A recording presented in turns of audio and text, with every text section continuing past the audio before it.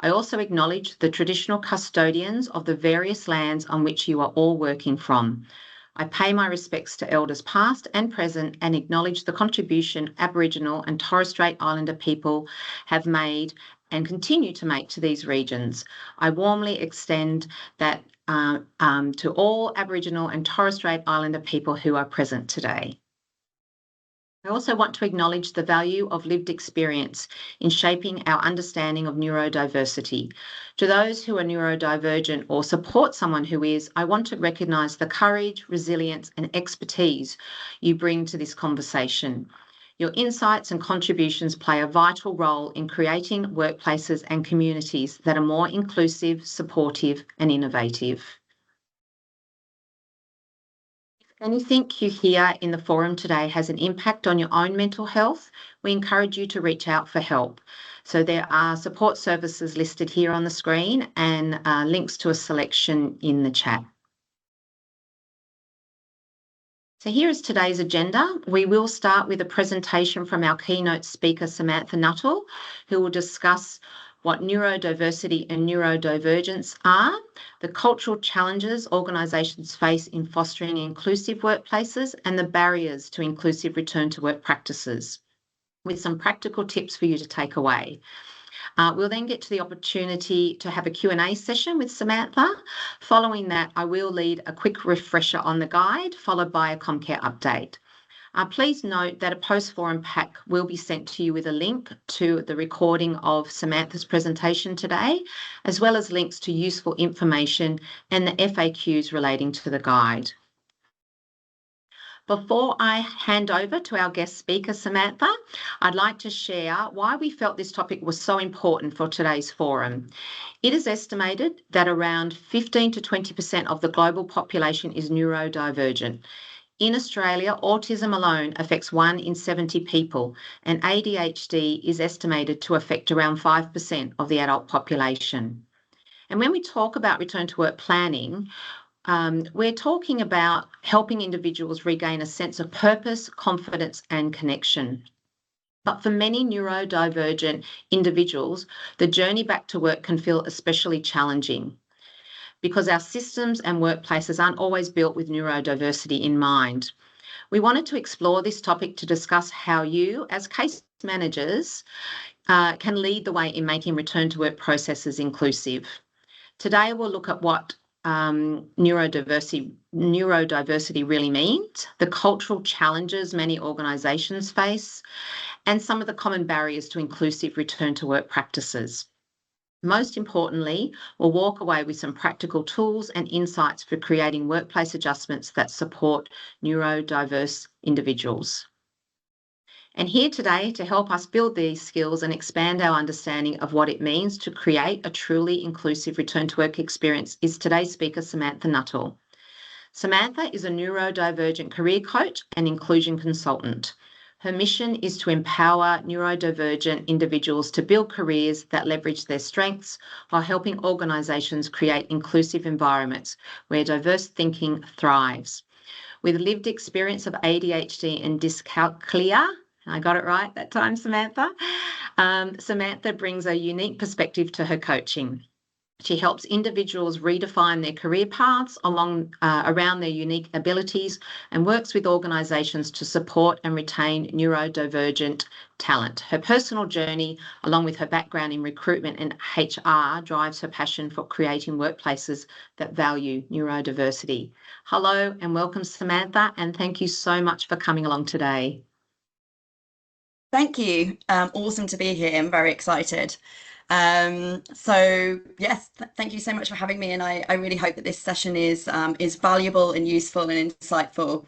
A couple of things before I get started. I just wanted to quickly say that there's really no such thing as a silly question, and also just to really flag that I'm very unoffendable, if that makes sense. So often when we're talking about disability or lived experience of different things, people can be anxious about asking a question that they really need the answer to because they're worried that they might offend somebody. So please feel free to ask any question, and the most important thing is that you come to these discussions with curiosity and the intention of wanting to make the world a better place for everybody. So yeah, without further ado, we can get started. Absolutely talking about how you can play a pivotal role in ensuring that when neurodivergent people need to return to the workplace, that you're able to facilitate that in a way that enables them to thrive in the future. So really excited to share some of my experiences and also some of the insights that I hopefully bring from working with neurodivergent professionals all the time, and also with the organisations that support them. So many of the people that I coach will have gone through periods of burnout, needing to take time off work, managing multiple different chronic illnesses at the same time as being neurodivergent that affect their ability to work. So hopefully I can bring some insights from those experiences to you. So really quickly, a little bit about me, because you've already heard a little bit. So absolutely, I, in terms of my professional background, I worked in big corporate HR and recruitment roles. In my last big corporate role, I was managing the largest graduate recruitment program in Australia, in the private sector at the time. Very, very busy, high pressure, high performance role. At the time, I did not know that I was neurodivergent, and I definitely faced a lot of challenges on the basis of being undiagnosed and not knowing that I should be asking for workplace adjustments. Over the course of my entire career, I have taken off at least three sets of needing time off work for the impact of my neurodiversity. Nearly all of those were when I was undiagnosed. So I've had that experience of needing to re-enter the workplace and needing to try and figure out, how can I work more sustainably? How can I avoid getting sick again? Yeah, again, hopefully can really bring some of those insights to you. So my journey with neurodiversity is quite typical of many women in my generation. So I'm in my 40s and I wasn't diagnosed as neurodivergent, or identified, as many of us like to say, until I was in my early 40s. And I went through that journey after my children were diagnosed. So one thing that's absolutely amazing is that we're now a lot better at identifying individuals a lot earlier. My two boys were diagnosed with as being autistic when they were 2, so very, very early, one of the kind of the earliest ages that you can get diagnosed, and then subsequently diagnosed with ADHD, and we're currently going through the process of getting several other diagnoses. So my youngest will soon have about 5 different things after his name, I think. Another thing that I think is really important is that I know what it's like to work in a corporate role with no understanding of neurodivergence, to make hiring decisions, to make decisions about performance, with no understanding of neurodivergence of the people that I'm making those decisions for, trying to support. And so I have a lot of empathy for what that's like, and I think that's really important. Yeah, so I guess long story short, once I realised the challenges that neurodivergent people face, and I was able to frame many of the challenges that I had through my career through this lens of neurodiversity, I was able to see that there's a significant lack of support for neurodivergent professionals, and that organisations really need a lot more information and guidance on what to do. And that's why I set up my organisation. And so that's what I do all day, which is something I absolutely love and feel really kind of privileged to do. So in terms of what we're going to be talking about today, so we've already mentioned this. I want to make sure that you really understand what neurodivergence and neurodiversity is, because that's really important for us to have that foundational knowledge. It's important that we understand what the barriers are, and I very much work from the social model of disability rather than the medical model. And so we're going to have a little refresher of what that means. And we're going to talk about how you can provide that support and ensure that you're doing the right thing when you're working with neurodivergent people. But one thing I will say, and I'll try and remember to say this, is you don't know when you are working with neurodivergent people often. And so it's great to think about how you can do these things for everybody to make sure that you're capturing all of the people that it might impact. So as we've already mentioned, please feel free to ask questions in the chat or ask questions in the Q&A, and I'll definitely get to them as we get there, but I might not necessarily be able to stop and answer them at the time.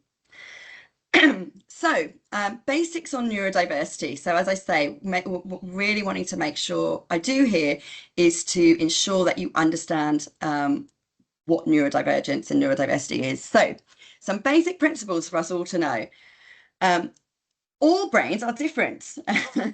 So all brains are different. There are all different kinds of brains. All sorts of different kinds of animals have brains. All humans have brains, and all human brains are different. And what we know from science, and thank goodness science is getting better at knowing these things, what we know is that brain structure and brain chemicals actually control the majority of our functioning and our thoughts.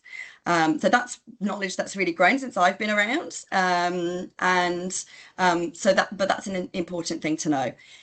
Differences in the brain structures and the chemicals will mean that we have different internal experiences and external behaviours.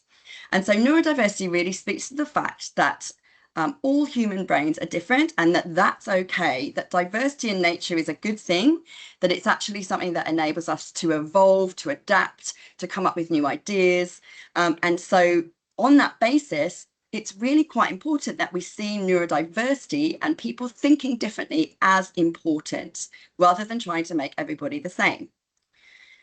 And my final point here, when we're thinking about language, is that all humans are neurodiverse. So we do need to make sure we're thinking about language. You are all neurodiverse. This is a neurodiverse group, and all of our organisation and teams are neurodiverse, because everybody thinks differently, and that's okay. So neurodivergent is different to neurodiversity. Neurodivergent and neurodivergent brains are brains that differ significantly to, I guess, what we would call the standard and the average. Now, obviously, there's not really any such thing as standard or average, but I guess a way that we can think about that is brains that fit inside of the typical experiences, so that most people will probably be thinking something reasonably similar or experiencing the world in a reasonably similar way. And we might refer to people who sit in that group as neurotypical people. And those of us, like myself and my entire neurodivergent family, that sit outside of that typical experience, we can think about as being neurodivergent. And you might hear some different words kind of banded around. All different people like to use different language, and that's fine. This is the language that I use. That's very common. So I guess the essential message here is that all brains are different, but some are more or less different. So let's do a little refresher of what neurodivergence includes. So again, this is a topic that's up for discussion. Some people really see neurodiversity and neurodivergence as being a lot broader than some of the more commonly accepted ways of seeing things, and that's fine. And I'm sure that as our understanding of how brains works evolves, our understanding of what this means is going to change. But I'm going to talk about the most commonly thought about variations of neurodivergence, which again, you may well already be familiar with. We've got our 4 different learning disabilities, of which I have one, dyscalculia, numerical dyslexia, essentially. And funnily enough, when I worked in my big corporate role, I worked in a big professional services organisation that couldn't have been more numbers driven. And I worked there without even knowing that I had dyscalculia. So let me tell you, it was challenging on occasion. And I might talk about that a little bit more later. We also want to be including in this group ADHD, the worst named difference, because we certainly don't have a deficit of attention. And then autism of all different kinds, and then Tourette's. And so neurodivergent conditions sit within the 80% of disabilities that are hidden. And it's very important that we remember that the legislation such as the Disability Discrimination Act very much applies to all neurodivergent conditions. So I love talking about this slide because I often feel like this is something that is underappreciated. And it is the fact that neurodivergent conditions, and if I could underline this and put it in bold, I really would. Neurodivergent conditions are not a behavior choice. Anyone who is a neurodivergent parent who has neurodivergent children at school is going to find this really liberating. It is so frustrating when you're interacting with organizations and government departments that will refer to neurodivergent conditions as behavioral. Behavior is a choice that we make. Neurodivergent conditions are not a choice. They are genetic. So the biggest contributor to neurodiversity is genetics. There are some other epigenetic contributors, but by and far, the biggest contributor is genetic. And my family, as an example, is a huge example of this. You can look at the neurodiversity coming down from, I can see it in my grandparents, unfortunately, have passed away, but you can see it in my grandparents, their parents, my parents, and my generation, all of us, and then all of the grandchildren. So it's absolutely genetic. And then also my children's dad's side too. So what that means is that, or what we need to understand is that much of what has been thought to be behavioral over the years, such as even just the ability to pay attention or have what we call willpower, impulse control, these things are actually a product of the brain functioning, the different ways that your brain is structured and the chemicals that are in your brain. And what we know, now we have science, amazing, and we can look inside brains with brain scanners. What we know is actually the brains of neurodivergent people are different. They are structured differently. They produce different levels of brain chemicals or absorb those chemicals differently. And that means that we experience the world completely differently to other people. And actually, we'll talk about this in a second, there are huge advantages to that from an evolutionary perspective for us as a species. The other thing that's important to think here is that actually, when you think about things like that, when you think about the fact, as it says on the slide, if you are autistic, you are processing 50% more information than neurotypical people, even when you're not doing anything. Then it stands to reason that some of the things that neurotypical people have made important are maybe not as important anymore. Because if you were taking in that much information, maybe paying attention to things like eye contact when you're talking isn't necessarily going to be top priority, right? So it's important for us to understand that, that these are the foundations of the difference, and that that's really the core of what we're talking about. So, as I've mentioned, these things mean that we experience the world differently. And there are a number of areas which nearly all neurodivergent people will experience as different to neurotypical people. I'll whiz through these super quickly. Some of them you might kind of already be familiar with. So most people are kind of really familiar with the fact that many neurodivergent people have sensory differences to neurotypical people. And so we just, because we're taking in more information, we just experience our senses differently. So one of the clues, as an example, that my children were neurodivergent, when they were little, I thought they were talking absolute nonsense. But my youngest child used to say things like, "Mummy, that light is making a noise," or "I can hear like he could hear the electricity in the walls. He could hear leaves moving on trees that were really far away, and I just didn't know what he was talking about." Or my youngest child is fascinated by kind of lights and spinning things, quite a typical autistic experience. And so, would just be fascinated by these things. And so, that's a difference that a lot of people are aware of. But even me as an ADHD person, I still have sensory differences to neurotypical people that I've become more aware of now I've been diagnosed. So perception of time is another really important one. So this can often be true for many neurodivergent people, particularly ADHD people. We experience time really differently. This is a great advantage in some ways that I'll talk about in a second, but also quite challenging when it comes to things like getting out the door on time, noticing how long a piece of work is going to take so we can predict something, just things to do with time. Communication is one that people often, again, think about when they think about autism, but actually it's really true of any neurodivergent people. I'm really conscious about the fact that I don't make the same level of eye contact as other people.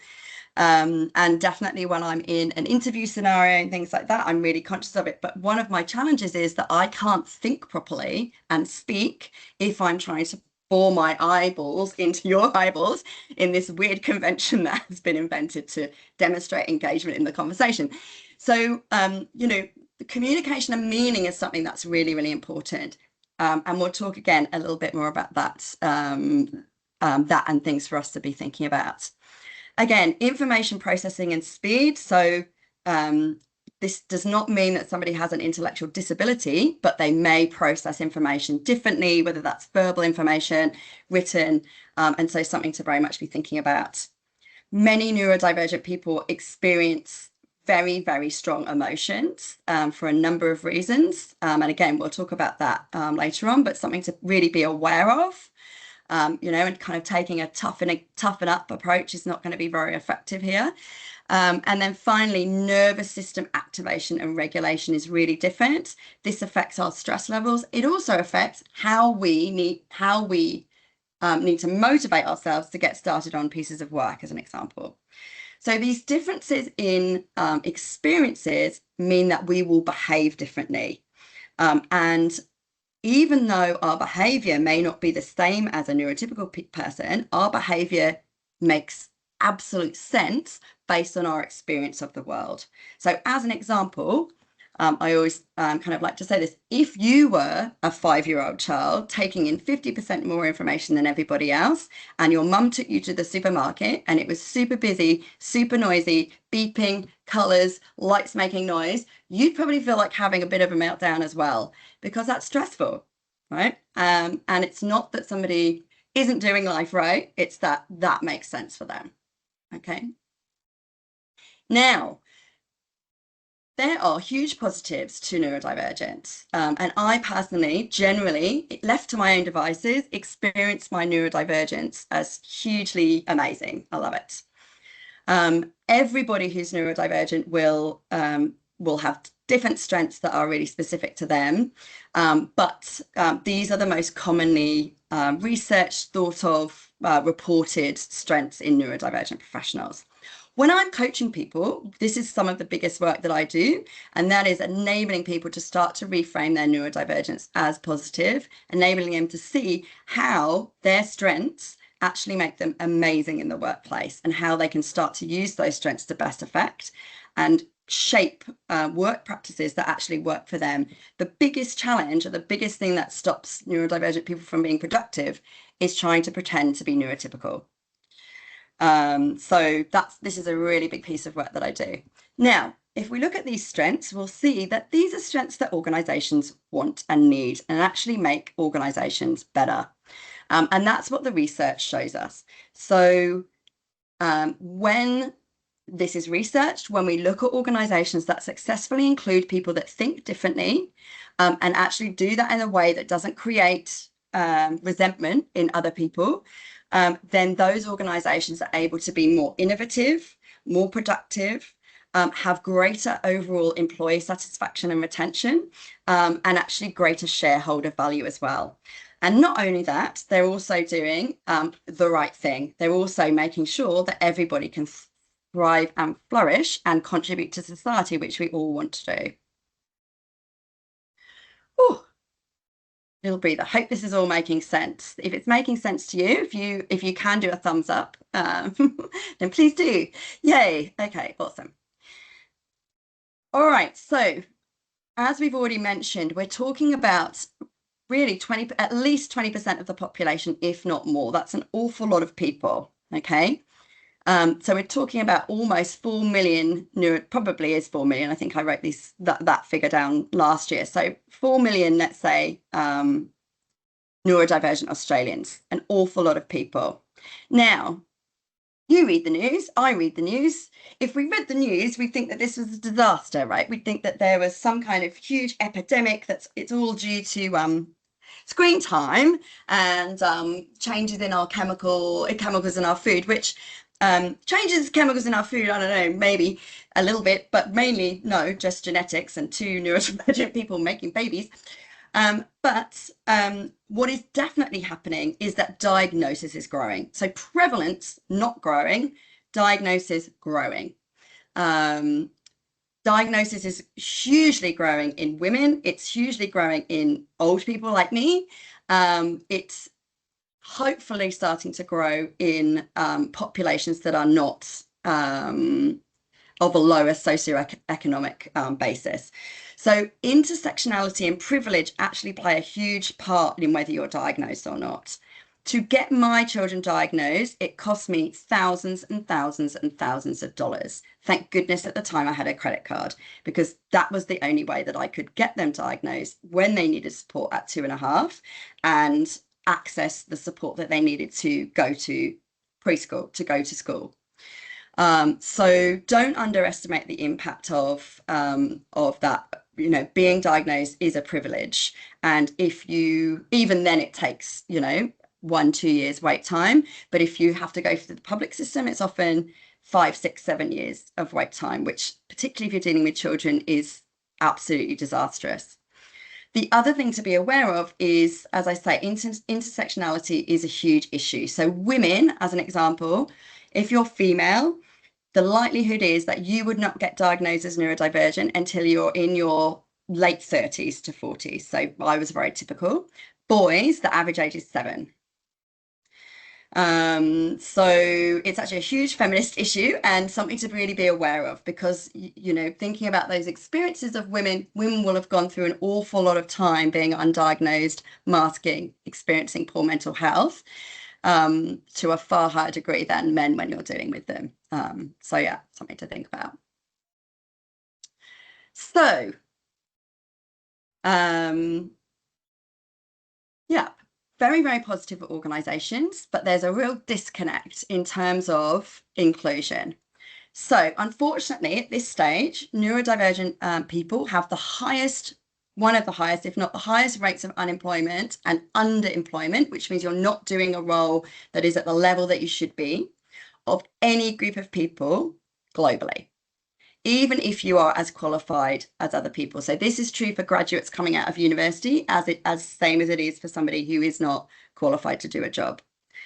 We are also significantly more likely to be performance managed, so 60% more likely to be performance managed, and significantly higher to experience burnout. And I know this is a topic that you guys have covered before. Discrimination is highly prevalent. So, you know, we like to think that everyone would do the right thing, but the reality is that people absolutely won't. So research in 2020 showed us that over 50% of hiring managers said that they would rather not hire someone who is neurodivergent if they could get away with it. And 50% of people who are neurodivergent that were surveyed in 2024 said that they have had to take time off work due to the impact of their neurodivergence. And I think what's something that's really, really important is that everything to do with that person is impacted by their neurodivergence. So it's not a separate thing. It's not something that we're carrying around. It is actually an integral part of how our body works. And so everything to do with us is impacted by our neurodivergence. Yeah. That kind of brings me on to this point. So comorbidities. So comorbidities in neurodivergent populations are massive. And I really think that what this means for you is that you would be seeing a high prevalence of neurodivergent people coming through your return to work processes, I would anticipate. Be very interesting to see if you are collecting data on it. And if you're not, hot tip, you should be. But if we did, I would bet all my money on red, that there would be far more people than would be statistically prevalent in your organization. We're far more likely to experience anxiety and depression. I hope this is not a triggering thing to say for people, but we are far more likely to suicide ideate and attempt. So as an example, and this scares me because I have, children. So 30% of autistic people are at risk of suicide, as an example. So it's really, really important that we think about mental health. We really need to make sure that we're providing a supportive, non-traumatic environment for people, because the impact can be massive. The other thing to note is there is a significantly high prevalence of chronic stress-related disease and illnesses. So many of the people that I work with will be managing things like Ehlers-Danlos syndrome, POTS, oh, forgotten the word of something now. Can't remember. Anything that's to do with autoimmune conditions. People will be managing those conditions at a far higher rate compared to neurotypical people. Okay, why is this this massive impact on people's well-being, and why are people at such a higher risk of, as an example, needing to take time off work? So there's a number of different things. As a neurodivergent person, and this is again not me making it up, this is statistics, we receive a significant volume of negative feedback throughout our lifespan. So as an example, and again, this makes me sad, I have an 11-year-old. By the age of 12, your average neurodivergent child will have received 22,000 additional pieces of negative feedback compared to a neurotypical child. Another great statistic that I love is, or a great research piece of research that I don't love it, but I love the fact that it tells us information. So here's another bit of research. If we research preschool children that have not yet got a diagnosis of ADHD, but their parents have, so they're very, very likely to be ADHD children, they will demonstrate far higher levels of problem solving, far higher innovation. They will attempt to problem solve things more frequently with a lot more persistence. If you measure those same children when they have a diagnosis and go to school, that will all have gone, because school will have told them that they're not doing it right. And so they will have stopped persisting and stop using all of their abilities in a positive way. So neurodivergent people will experience, significant levels of discrimination and stigma. Much as I love my neurodivergence, much as I wouldn't change my children for the world, my life outside of work consists of advocating most of the time for my children to be included in education, in after-school activities, in the world. And it's pretty exhausting, actually. There's also a cognitive load of masking. So research shows us that when we're having to mask ourselves, when we're having to pretend to not be who we are, or to act in ways that we would naturally act, or to experience things in the ways that we would naturally experience them, the cognitive load of that is massive, and it has a huge impact on people's mental health. So one of the statistics here is that masking reduces down our cognitive ability in the workplace by 30%. So we're 30% less able to do our work, as an example. So asking people to mask in the workplace means that we're basically asking them to be 30% less productive, which is silly. And then finally, most neurodivergent people will have a fully neurodivergent family like me and be juggling all of those things at a far higher rate than other people, which, has its impact on mental health. So, little reminder of the social model of disability. Now, you guys are all experts, I'm sure, on these things, but it's really useful to remember, because society as a whole gets a little bit confused and often thinks about disability on the basis of the medical model. So just a reminder that the social model of disability speaks to the fact that disability is created by the environment, not from the person, okay? That disability is, I experience disability because when I go out into the world as my, vivacious, happy ADHD self, I'm then hit with a wave of barriers everywhere I go. My children are hit with a wave of barriers everywhere they go, and that disables them. They are not disabled in and of themselves. They are perfectly happy and capable in their world. So what is great about knowing or thinking about things from the social model of disability is that barriers can be changed and eliminated. You can help increase the functionality of people with a disability, which is awesome news for us on International Day of People with Disability, which I forgot to speak about at the beginning. Happy International Day of Disability Day, everybody. So common barriers to inclusion for neurodivergent people are the things on the list. And we're going to talk a little bit more about the biggest barrier to neuro-inclusion. So the biggest barrier to neuro-inclusion is attitudes. In fact, it is for all disability, but it absolutely is definitely underlined in big letters for neuro-inclusion. Now, people might not like this, and I understand that, because no one ever likes to be told that they are in a position of privilege, me included. But essentially, it's very important for us to remember that this idea of neuronormativity, which is the idea that typical ways of doing things are better.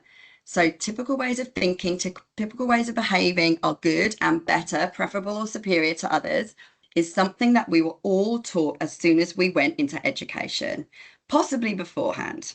Okay.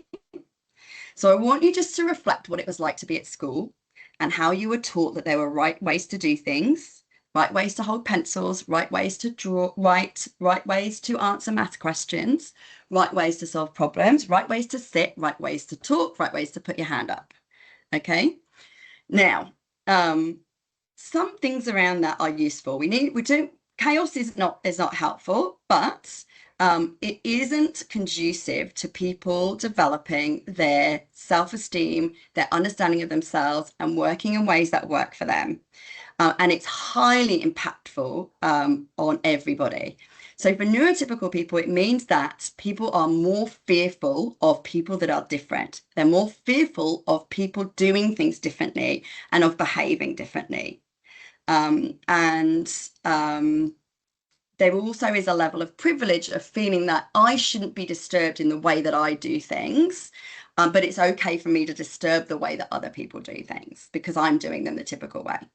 And for neurodivergent people, it means that we basically have no idea how we learn anything in our or do work in our authentic ways. And we believe that it's scary to be ourselves, and we're fearful of ourselves, fearful of being different. And that's really, really unhealthy because it creates external and internal barriers for us. So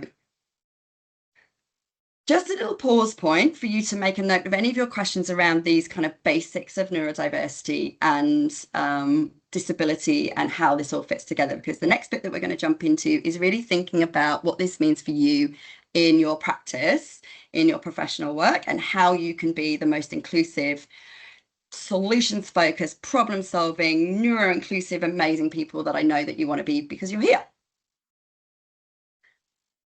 So if we're thinking about rehabilitation for a neurodivergent person, we really want to be thinking about creating that upward spiral. And I'm really sure that that's something that you think about anyway.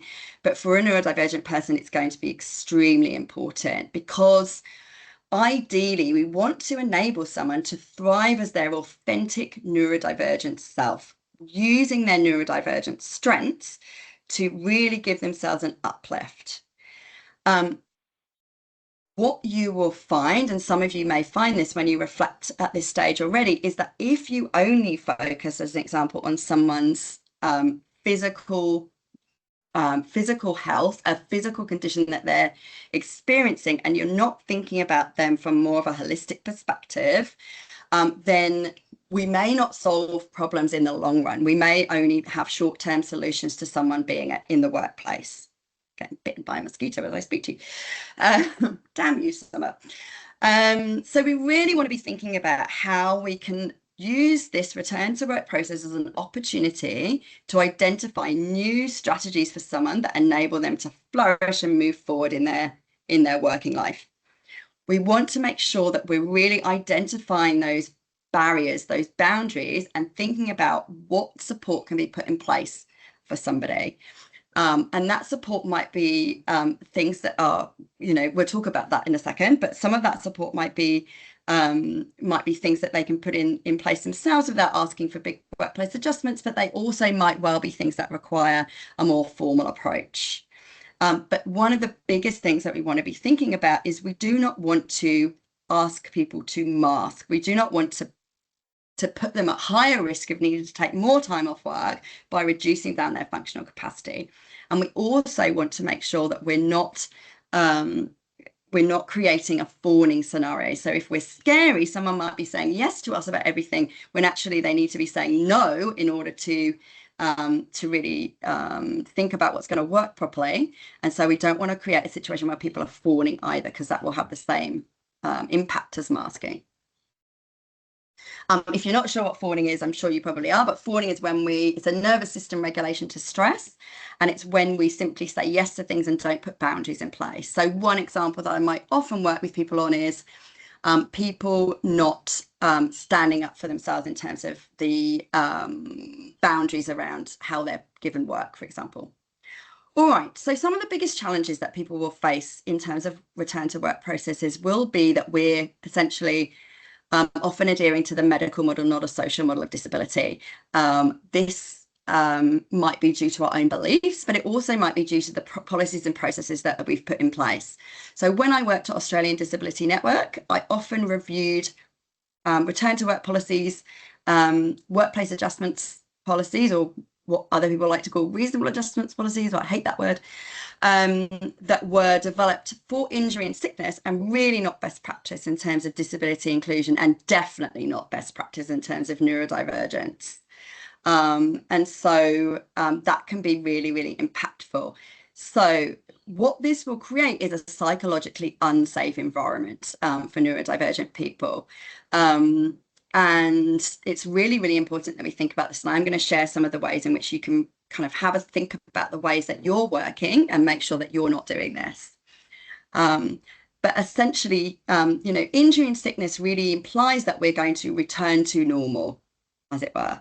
We're definitely never going to return to normal as neurodivergent people. We were born not normal. And so, that cannot be our goal. Our goal cannot be returning to working in the way that everybody else does or doing things in the way that everybody else does. It has to be returning to doing work in a way that is authentic for that person. So many, many challenges are going to be created if we don't create that psychologically safe environment, and people don't feel safe to share information with us, because then they won't be asking for what they need. So there's lots of ways that you can create conditions for us to thrive. I guess the biggest one when I look at these is really around your intention.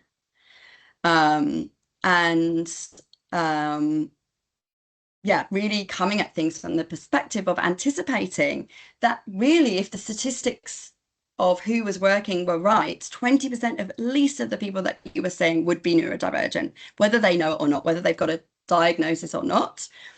A minimum of 20% of your of the people you work with would be neurodivergent, but I would anticipate for you it would be many, many more. So we want to anticipate that. We want to anticipate these things. We want to provide signals of safety to everybody. We want to talk about being neuro-inclusive. We want to talk about, and I'll share some ways that you can do this in a minute, but we want to ask people, is there anything you require from us to participate in this meeting? Doesn't talk about disability, doesn't talk about neurodivergence, but it means that you're signaling to people, you can ask us for what you need. We want to review our policies and our processes based on our understanding of neurodivergence, and we also want to educate on our. We also want to be aware, of our own biases. Neurodivergent people are definitely at increased risk of workplace-related, particularly psychological injury, and so we want to make sure that we've educated ourselves on those risks and what can be done to prevent them, or specifically support people back to work.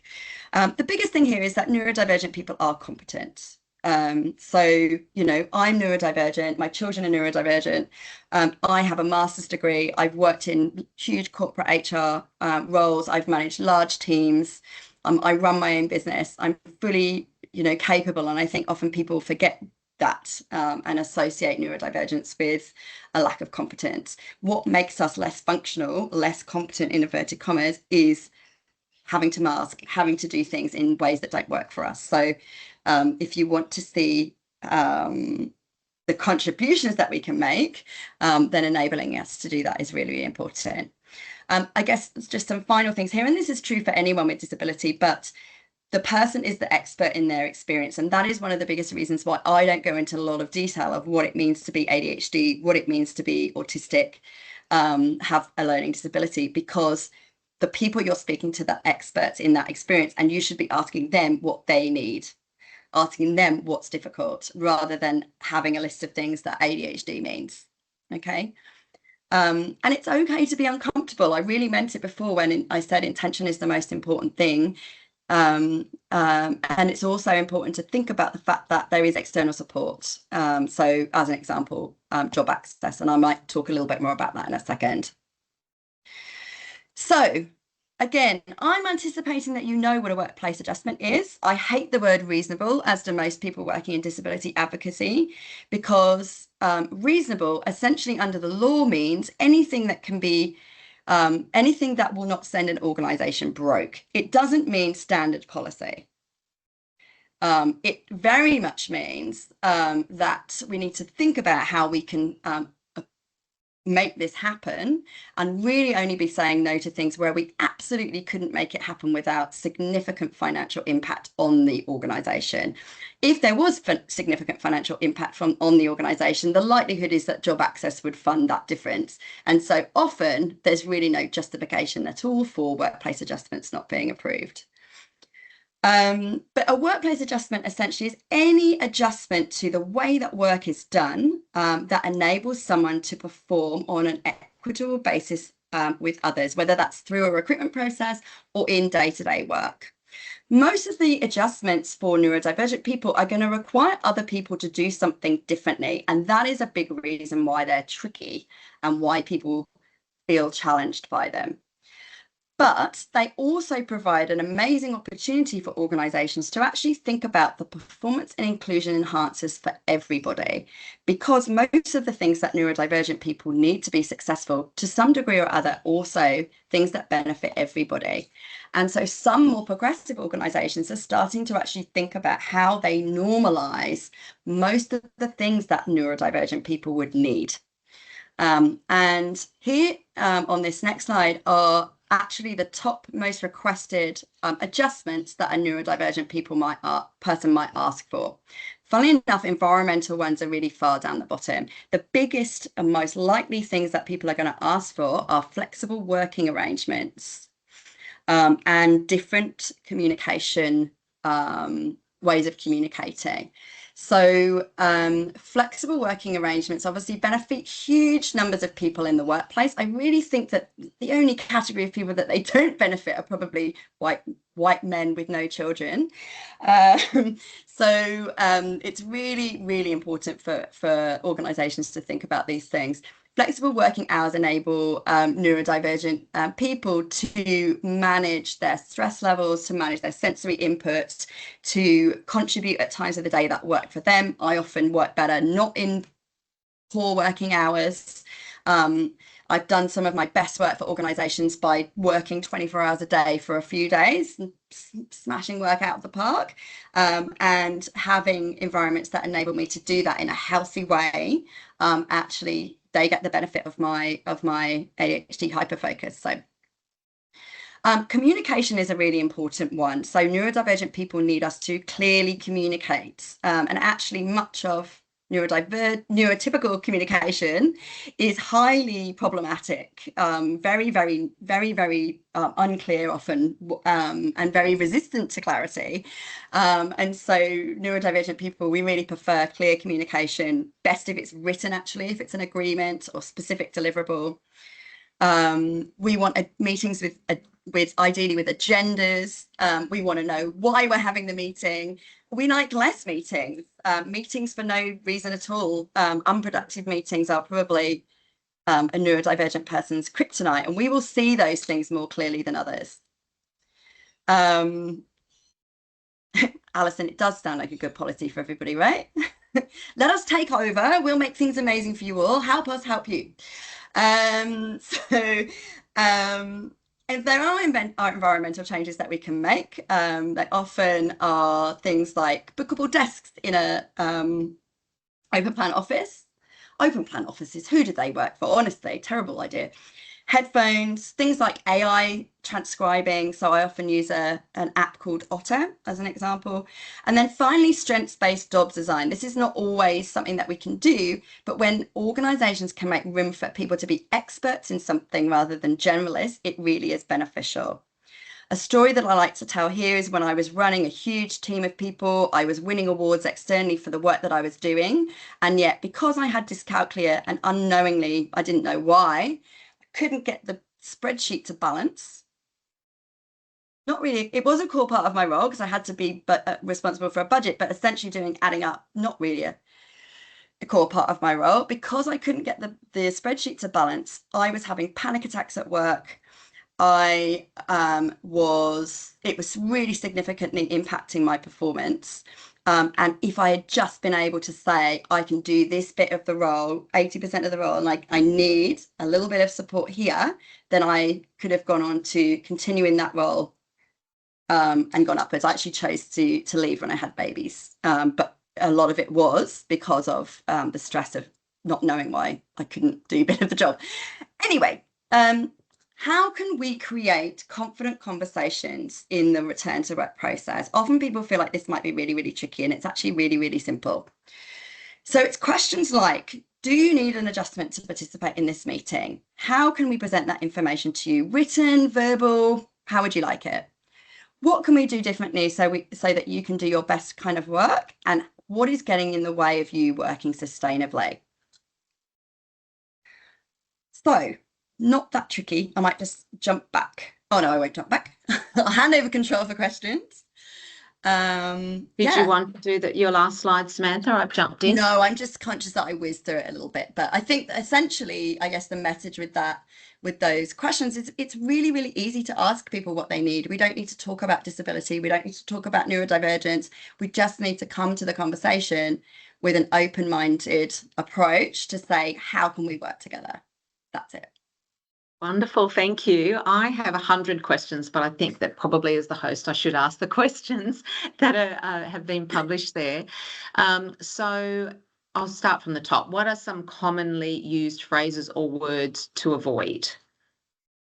Oh, yes. Okay. I didn't touch on language. So something to be aware of, I guess, and something to avoid is using the wrong kind of language around disability when we're thinking about neurodivergence. So everyone that's done their disability awareness training more broadly will know that we say people with disability when we're referring to large groups of people with disability, and I would still do that.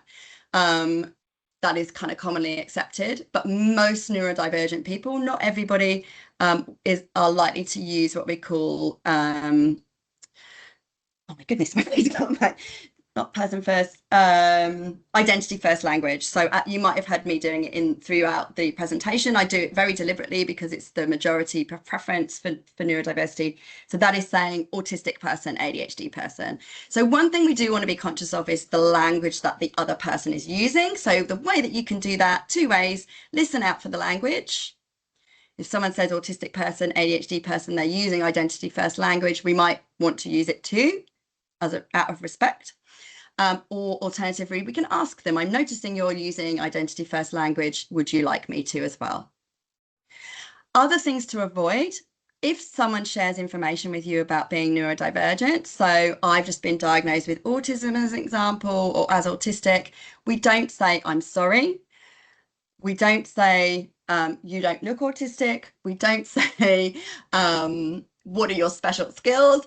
We don't say anything like that. We just say, thank you for sharing. How can I support you? That's it. Okay. So I think it's really, really important to know that the negative attribution to neurodivergence is socially created. We should be saying, yay, you got an autism diagnosis. That means your brain does all these amazing things. How can we get you doing all these amazing things for us? We really need to change our framing on it, because that kind of thing is the thing that has the impact on people. Wonderful. I can see some great reactions there.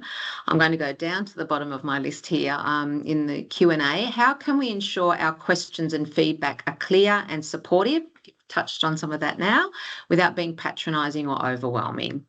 Did you want to add anything more to that one, Samantha? Because there's a few questions there. Yeah, okay. It's a tricky one. It's a little bit of a tricky one without the context of what we're meaning. So our feedback. What do you think the feedback piece might, or the question, sorry. Do you want me to repeat the Yeah, question? Or yeah, that would be good. Sorry. How can we ensure our questions and our feedback? I would imagine feedback either from a case manager or a supervisor is clear and supportive without being patronising or overwhelming. I guess it would very much depend on the situation and the person.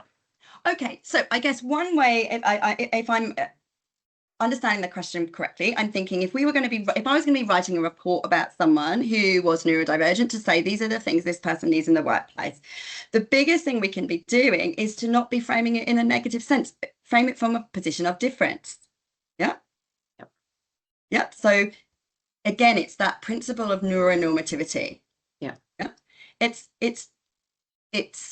simply a numbers game. There are simply more neurotypical people than there are neurodivergent. So as an example, not needing headphones in the work environment it's just statistically people don't need it. Doesn't mean that the person needing them is broken, if that makes sense. So the way in which we write our feedback can reflect that.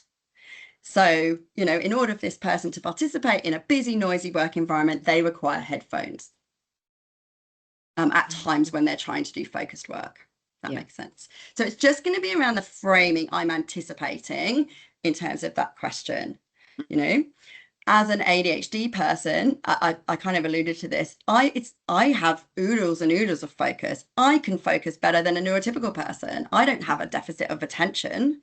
I simply require different conditions in order to bring that attention to the forefront and in order to leverage it. If I'm provided with those conditions, I'm better at focusing than everybody else and I'll get more work done. So it's, again, how we frame that. If you wrote a report and you said Samantha is unable to focus in the workplace because of her ADHD, that's actually not true. Samantha is unable to focus in a busy open plan office with lots of noise and distractions to her full capacity. Yeah, thank you. That helps. Yeah. We won't be able to get through them all today, Samantha. So I'll ask this one. How can we recognise if an ND employee is fawning, and how can we accommodate or manage this if we may not be aware of it? Yeah, good question. I think probably just checking, just saying, look, I'm really conscious about the impact of masking, the impact of saying yes to things if those are not the things that are going to really help to support you. So I just want to make sure and double check, is everything that we've agreed to going to be possible for you? Not because I doubt your capabilities, because I just want to do a sense check that you're not saying yes to things because you feel like we'd say no if you asked for more. Yeah. Now, what's the time? We'll do this next one and then see how we go.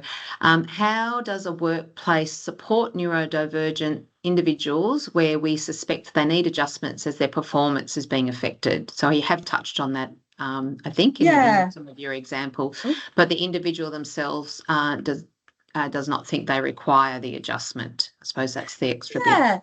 Again, I mean, I think it would be hugely beneficial to everybody if we could just move away from gatekeeping what we're seeing as workplace adjustments, but should really be seen as performance and inclusion enhancers for everybody.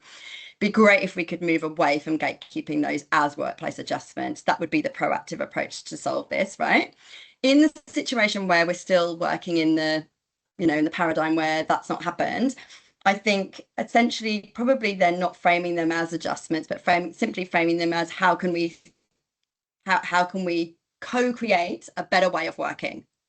These are the things that I need from you and the way in which I need information and the way in which I want you to deliver the work. What do you need from me in order to be able to do this? Yeah. Wonderful. Thank you. We're running a little bit late, but I'm going to ask this last one from Emmy Lou. What impact does neurodivergence have on sleep quality and sleep patterns, and any considerations in relation to return to work? Yeah, that's going to be really individual, dependent on the person. But I think statistically, we can say for lots of reasons that neurodivergent people might have more challenges with sleep. So this well documented for ADHD, and we can often have different circadian rhythms, and autism as well. But sleep hygiene is important for everybody. When I'm working with individuals, I'm, as well as lots of other things, one of the things that I'm working on is triaging, sleep, diet, exercise, rest, all of those kind of things, to make sure that someone is looking after themselves as much as possible, because that's certainly not going to disadvantage them, right? So yeah. Okay. Well, thank you so much. There are other questions here that we didn't get to, but confirming, Samantha, that you're happy to be in contact if people want to contact you with their questions. Absolutely. And we will post your details as provided to us in the chat. So I can see lots of great responses there, and clapping and love hearts. So I think it's been very well received. That's happy. Yeah. And also we do have a questionnaire from you as well that you would appreciate our attendees completing. So they could do that by the end of the session or as soon as possible. You'd appreciate that. That would be amazing. And yeah, more than happy to answer anyone's questions. Please do feel free to reach out to me in all of the ways. And, I'm, as I said before, frequently coaching and working with people who are returning to work. So more than happy to collaborate on things. So yeah, great to meet you. Thank you so much for having me, and good luck with the rest of the session.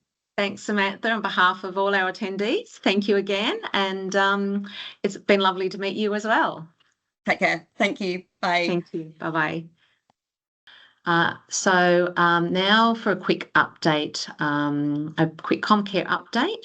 Comcare holds biennial Work Health and Safety Awards, and the next one is happening in 2025. The awards recognise and reward excellence in workplace health and safety, recovery and return to work. So it covers that broad spectrum, so including recovery and return to work. So there might be many of you interested in putting yourself forward for an award. I know you've got some great initiatives out there. And 2025 is a significant year as it marks the 20th anniversary of the awards. So nominations open in early 2025, and more information will be provided on the Comcare website soon. You can sign up to the awards subscription list to stay updated, or contact the awards team at the email that you see there, and that's in the chat as well. And we'll post this information in your post forum pack as well. So yes, encourage you to consider putting someone forward, recommending to someone in your organisation, or putting yourself forward for an award. Many of you will have received an email from Comcare called the Return to Work Update. So this new update replaces a newsletter originally for WRP consultants, but we've combined it now, and the Return to Work Update is designed to support both RCMs and WRP consultants with return to work guidance and legislative updates, as well as the latest research, case studies, tools, etc. So we'd love your feedback on this publication. Please let us know what you found valuable or what you would like to see in future editions. So also next year, instead of our March RCM forum, we're going to be gearing up for a return to work webinar, tentatively scheduled for the 11th of March at this stage. The date is to be confirmed, but that's what we're aiming for.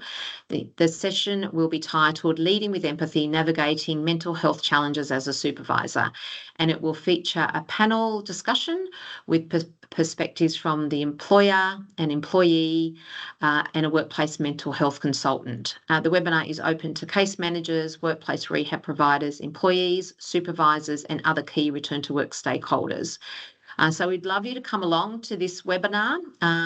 It's when we would normally have our case manager forum, and also to advertise it widely in your organisation to employees and supervisors. So mark your calendars, and we hope to see you there in March. The deadline to have your say on the review of the SRC Act has been extended. Submissions to the issues paper are now open until the 20th of December, so there's extra time there, and the short survey will remain open until the 31st of January. So if you haven't had a chance to contribute yet, you can download the issues paper and share your thoughts through the consultation hub. For any questions, you can reach out to the SRC Act Review team, and that email address is there in the chat, as well as the issues paper, links to the issues paper and the consultation hub. We're also very pleased to announce that Comcare has a new look RCM page on the Comcare website with updated resources and a more user-friendly layout. So your feedback on this page and all our resources are welcome, so that you've got that link there. How am I going for time? Right on time. Comcare has recently collaborated with the Mental Health Professionals Network, and there is a recording available from that session that we'll post in your post-forum pack as well. Oh, great. It's also appeared in the chat. And also a reminder that Comcare's Good Work Design resources may help you to upskill supervisors on how to adapt work tasks to meet the needs of employees during their recovery and return to work. And links to all these resources are in the chat as well. Very quickly, so we can finish right on time, Comcare has developed reports on WRP performance. So these reports are being provided to rehab authorities through Comcare's account management teams. If you'd like further information on this initiative, please get in touch with your organisation's key contact, Comcare contact, or reach out to my team. Comcare would like to say thank you again for your engagement in these forums over 2024 and for the important work that you do and do so well. I hope you have a wonderful festive season and that you get the opportunity to rest and recharge. And we hope to see you at our Return to Work webinar in March 25. Thank you so much, and goodbye.